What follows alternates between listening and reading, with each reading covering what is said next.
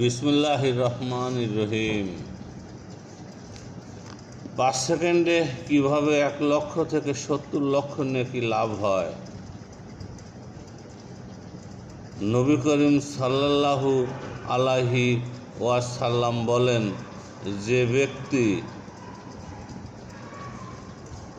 লা ইলাহা ইল্লাল্লাহু পড়বে তার জন্য জান্নাত আবশ্যক হয়ে যাবে।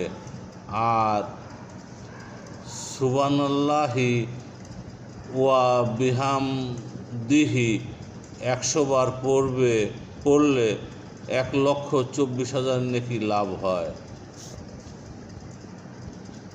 রমজানে 70 গুণ, তাই রমজানে 100 বার পড়লে 1680,000 নেকি